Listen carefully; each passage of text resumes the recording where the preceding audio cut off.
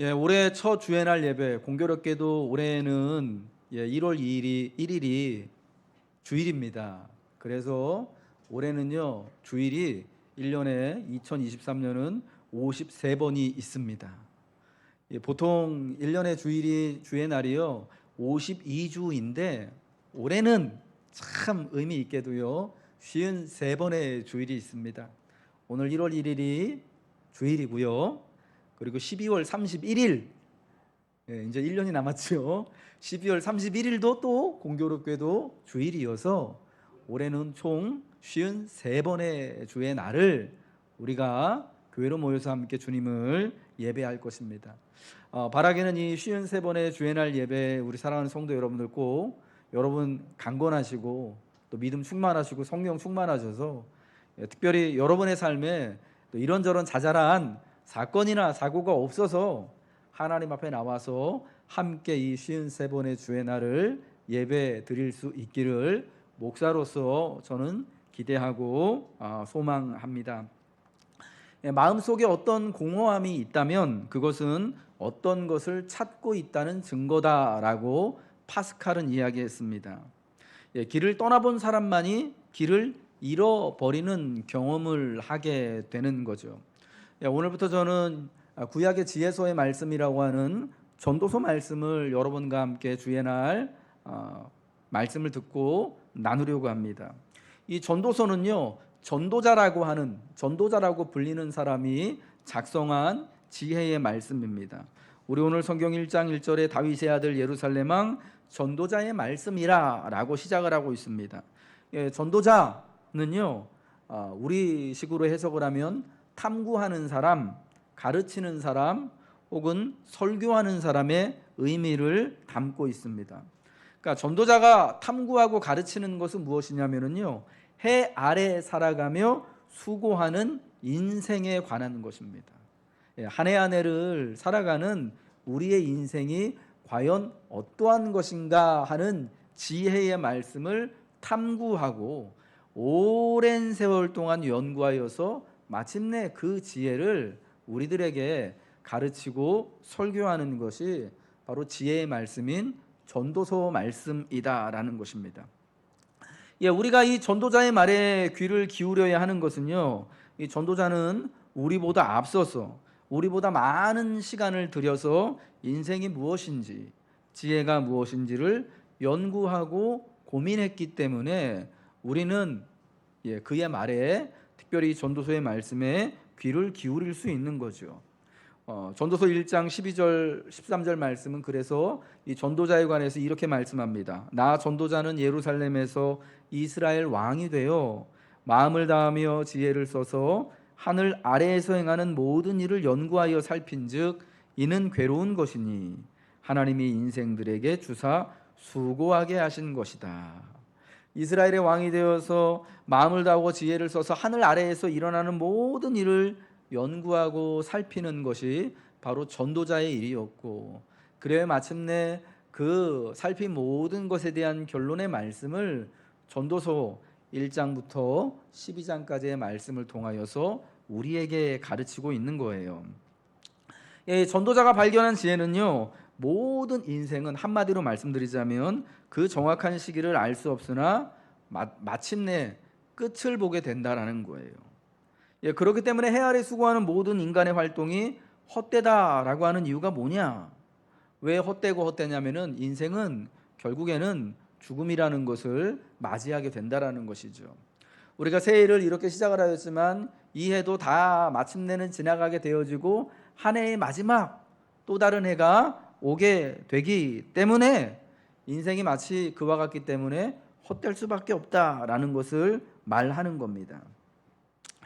그러므로 해 아래 수고하는 모든 인간의 활동들이 다 헛될 수밖에 없으나 범사의 기한과 천하 만사의 때를 정하시고 알고 계시는 하나님을 경외함으로 오늘을 살아가고 하나님이 허락하신 모든 것을 즐겁게 기쁨을 누리며 또 선을 행하며 살아가는 것이 제일이고 지혜다라는 것을 우리에게 알려주고 있는 것입니다.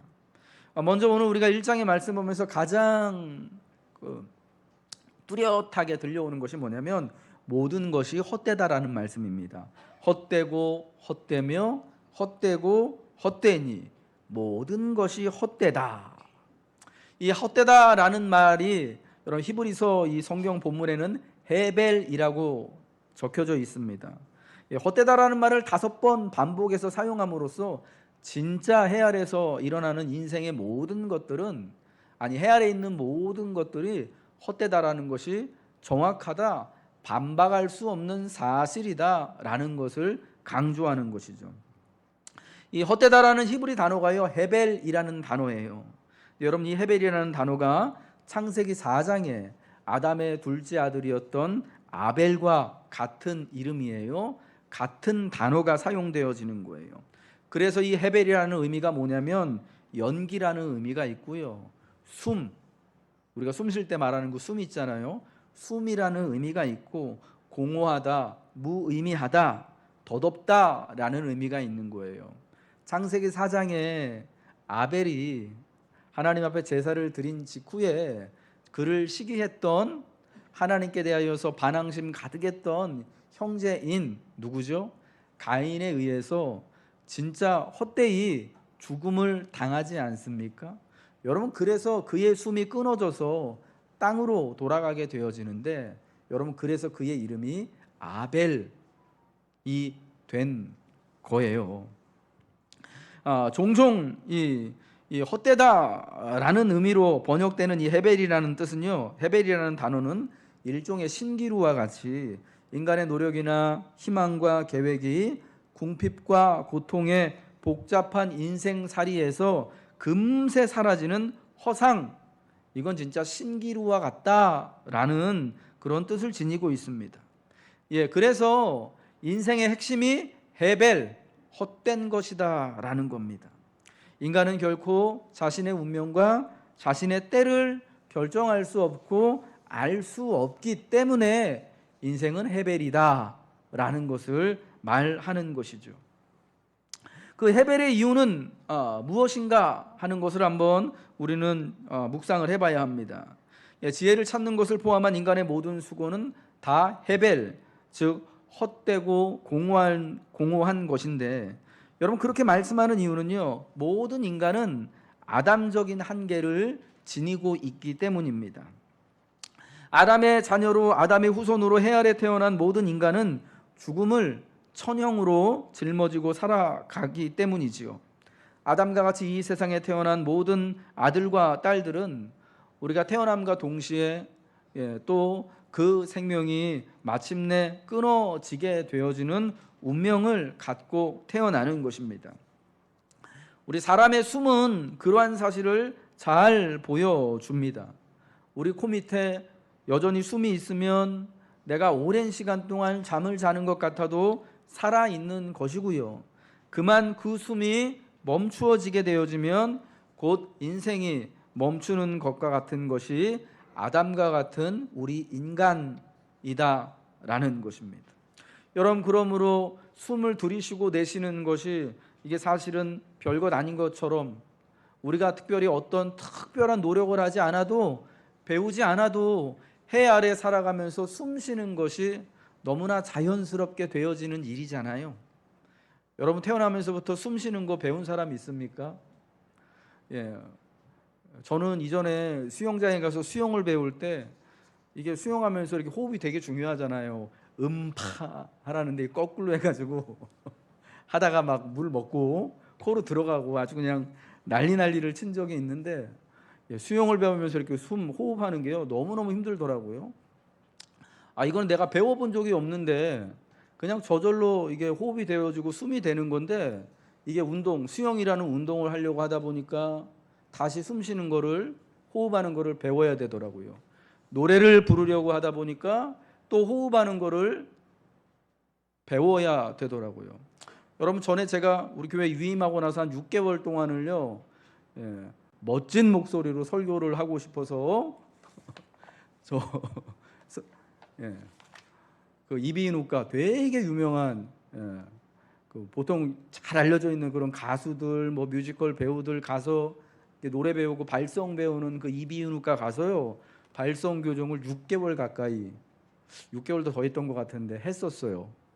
예, 예. 보험사의 힘을 빌려서 보험으로 그게 커버가 돼서 안 그랬으면 못했을 텐데 가서 발성을 교정하고 발성을 1시간씩 가서 배우고 왔었어요.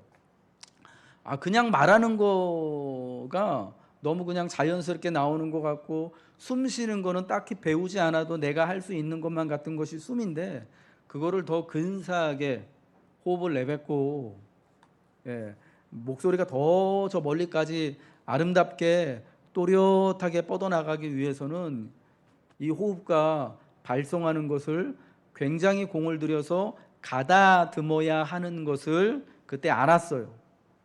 그러고 나서 또 세월이 좀 지나니까 이게 원래대로 이렇게 돌아가는 거는 좀 안타깝긴 한데요. 숨 쉬는 것 누구가 가르쳐 주지 않아도 사실은 우리가 태어날 때부터 스스로 그냥 저절로 하는 것이 호흡하는 것이고 살아 숨 쉬는 것 같지만 여러분 이게 정말 기적 같은 일이다라는 거죠. 이 숨이 어느 날 내가 저절로 쉬어지던 것이 멈춰지게 되어지면 그날로 이 세상에서의 내 삶이 스톱을 하게 되어지는 것입니다. 그러니까 어떤 의미에서는 이게 참 되게 허무할 수밖에 없는, 허탈할 수밖에 없는 것이 또 인생의 숨이라고 말할 수 있는 거예요. 그러나 인생만이 해벨이 아님을 성경은 말씀합니다. 모든 것이요, 특별히 해 아래의 모든 것들이 인간과 같이 헛된 것이다라고 말씀합니다. 왜냐하면 사람뿐만이 아니라 이 세상에 있는 모든 것, 전도자가 발견한 창조 세계와 온 우주는 인간을 포함하여 다 해벨로 가득하다라는 거예요. 왜냐하면 그 모든 것들도 다 우리와 마찬가지로 또 하나님의 입김을 따라서 하나님의 손길을 따라서 창조된 피조물들이기 때문에 그렇다라는 것입니다. 그래서 아무리 전도자라고 해도 이 전도자가 여러분 대단한 지혜를 가지고 왕이라고 또 표현하고 있지 않습니까? 그 대단한 전도자라고 해도 오랜 세월, 인간보다 훨씬 오랜 세월을 존재하고 살아가는 저 하늘의 태양이나 바람이나 오늘 성경이 말하는 강이나 산이나 그 든든한 바위라고 해도 헤벨의 운명을 피할 수는 없다라는 것입니다. 해 아래에서 수고하는 모든 수고가 사람에게 무엇이 유익한가? 라고 끝을 올리고 있습니다. 여러분 이 3절의 말씀이죠. 이 말씀은요, 우리 인생은요 수고를 동반한다라는 것을 암시하고 있습니다. 인생의 수고는요 기본값이라는 거예요. 컴퓨터 용어로 디폴트 값이라는 겁니다. 인생을 포함한 모든 우주는 수고와 활동을 필요로 합니다.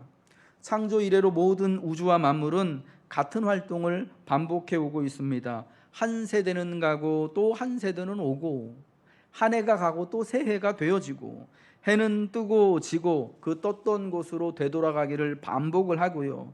바람은 이리 돌고 저리 돌고 우리가 어디로 불어서 어디로 가는지 알지 못하지만 늘 같은 그 모습으로 이리 불고 저리 분다라는 겁니다.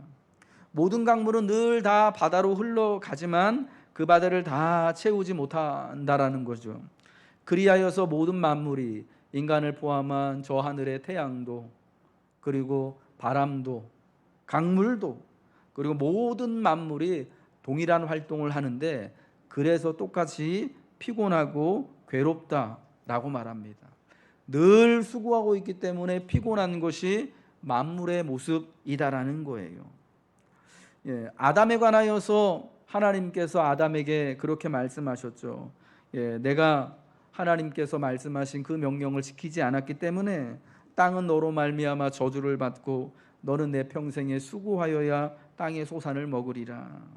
그래서 창세기 3장 19절에 내가 수고할 수밖에 없다. 그리고 반드시 필경 죽어서 흙으로 돌아갈 것이다 라고 말씀하셨습니다. 우리 3장 19절 말씀 우리 한번 읽어보도록 하겠습니다. 화면에 한번 띄워주시겠습니까? 창세기 3장 19절 읽겠습니다. 시작. 내가 흙으로 돌아갈 때까지 얼굴에 땀을 흘려야 먹을 것을 먹으리니 내가 그곳에서 취함을 입었음이라. 너는 흙이니 흙으로 돌아갈 것이니라 하시니라. 아멘. 흙으로 돌아갈 때까지요.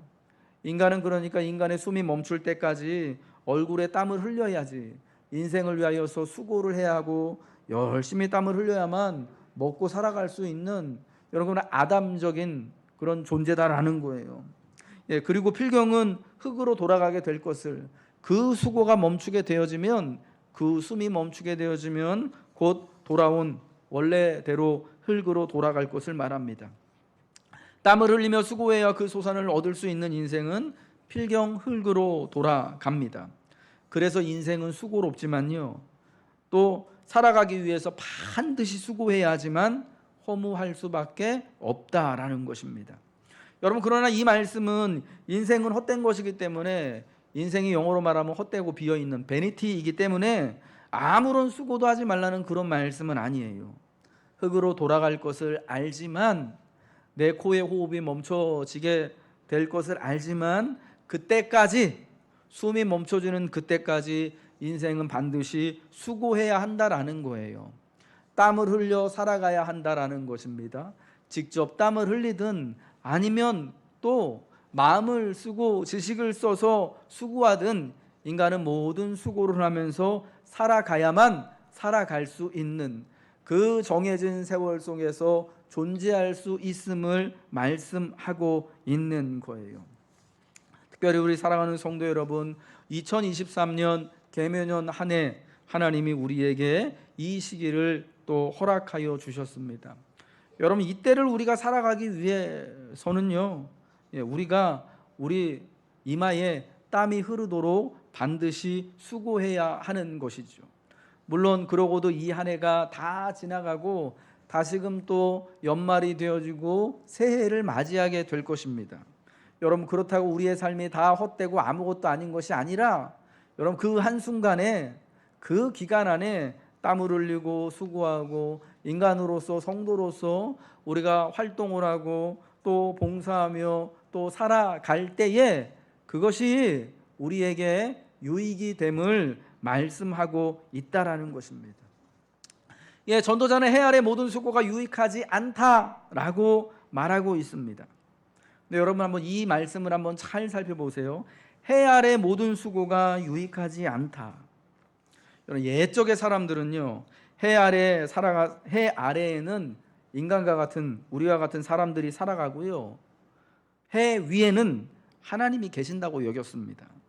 헛되고 무익한 것, 이미 한 일을 반복해서 다시 하는 것은 바로 이 해 아래에서 인간이나 하나님이 지으신 모든 피조물들이 행하는 일들입니다. 해 아래 인생은, 해 아래 모든 존재하는 것들은 그렇게 살아갑니다. 해 아래 인생은 비록 전도자라고 할지라도요, 헛되고 허무하고 유익하지 않습니다.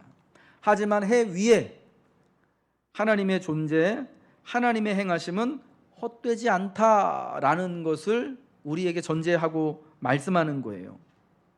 하나님이 해 위에 하나님의 계심이 인생과 온 만물에 유익하다라는 것입니다.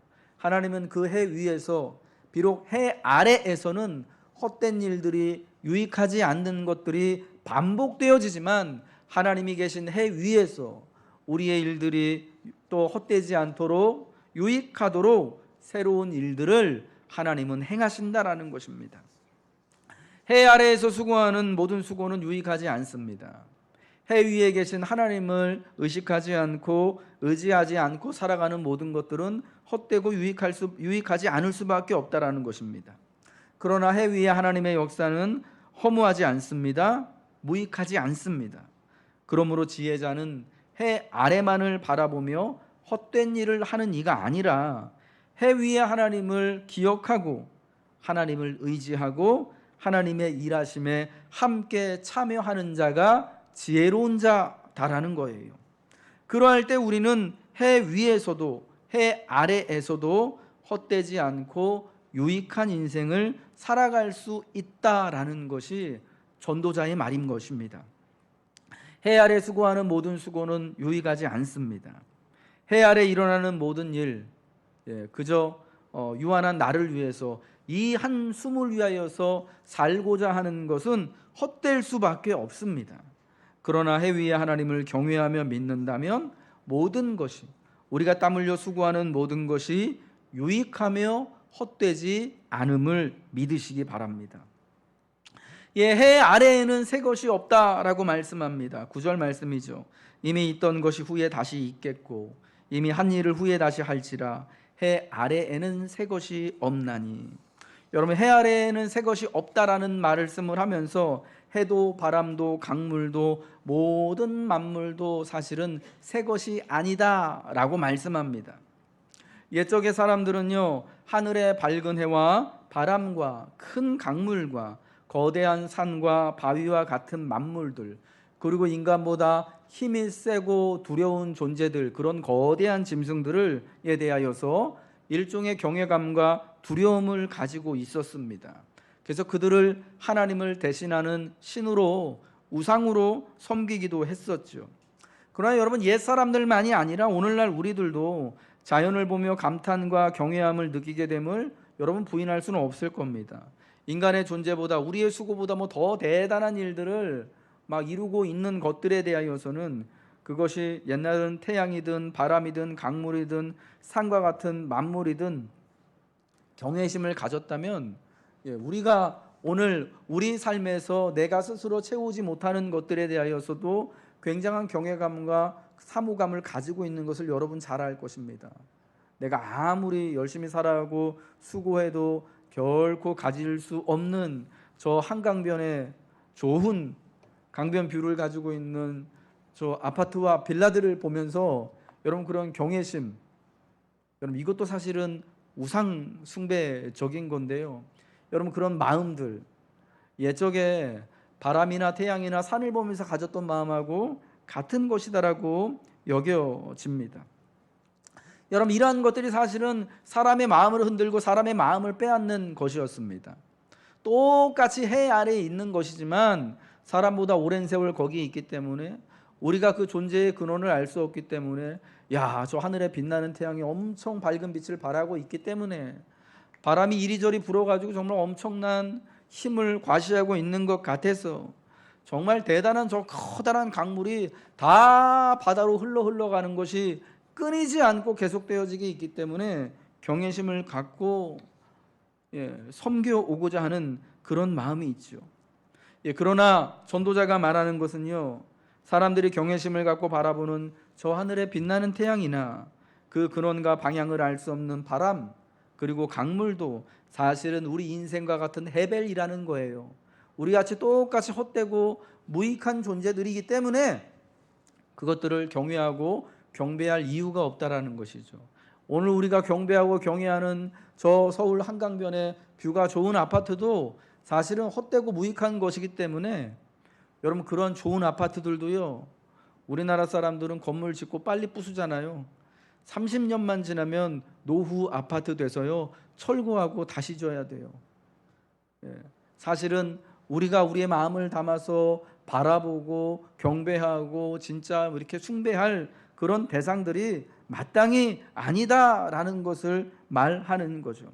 여러분 그러한 사실을 8절에서 이렇게 말합니다. 모든 만물이 피곤하다는 것을 사람이 말로 다 말할 수 없나니.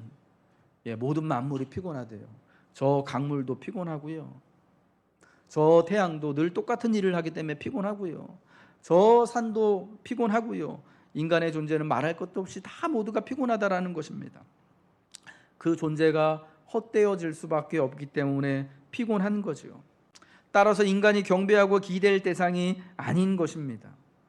만물은 그저 창조 때에 하나님이 정하신 뜻대로 오랜 세월을 그 자리에서 같은 변화와 일을 하고 있을 따름입니다. 하나님이 지으신 자연과 우주와 만물이 그러할질 때요, 사람이 만든 것들도 역시 마찬가지 아니겠습니까? 사람이 만들어낸 물질과 재화, 사람이 만들어낸 지혜와 지식, 여러분 사람이 만들어낸 그 재산, 지위, 자리, 권한, 여러분 이 모든 것들이 사실은 하나님이 지으신 것들보다 더 열등할 수밖에 없고 더 금방 사라질 수밖에 없는 것이기 때문에 이제는 우리는 그러한 해벨적인 것들에 헛된 것들, 우리의 모든 수고와 노력은 다 쏟아부어도 닿을 수 없는 신기루와 같은 그것들에 마음을 쏟지 않고, 다만 사람은 하나님만을 경외하며 하나님만을 의지하는 것이 지혜이고, 그것이 우리의 모습이어야, 성경이 말씀하는 것처럼 본분이어야 한다라는 것을 믿으시기를 바랍니다. 이전 세대들이 기억됨이 없으니 장래 세대도 그 후 세대들과 함께 기억됨이 없으리라. 모든 것이 헛되고 해 아래 모든 수고가 유익하지 않고 어느 인생 어느 세대라도 기억됨이 없는 것이 인생입니다. 이런 인생의 유일한 희망이 있다면 더 많은 지혜를 탐구하는 것이 아닙니다. 더 많은 재산을 모으는 것도 아니죠. 더 많은 지위와 권세를 누리는 것도 아닙니다. 해 아래 인생의 허무함과 무익함을 인정하고 우리에게 수음을 허락하신 하나님을 경외하고 그분의 명령을 지키는 것이 사람의 본분이며 지혜라는 것이 전도서의 결론입니다. 사랑하는 성도 여러분, 저와 여러분의 인생은 유한합니다. 그 한계가 반드시 정해져 있습니다. 인생이 유한하기에 우리의 모든 수고가 헛된 것일 뿐 유익하지 않기에 하나님께만 소망을 두어야 할 줄로 믿습니다. 해 아래 인생이 헛되지 않고 유익하게 되며 또 특별히 기억되는 길은 오직 해 위에 계신 하나님을 인정할 때뿐임을 기억하며, 오늘 전도서의 말씀을 통하여서 내 인생이 헛되며 모든 것이 헛되고 무익한 그런 헤벨의 인생이 아니라 해 위에 하나님을 모시고 하나님을 경배하며 하나님을 붙들고 살아감으로 헤벨의 인생이 아니라 유익한 인생, 충만한 인생 되시길 주님의 이름으로 축복합니다.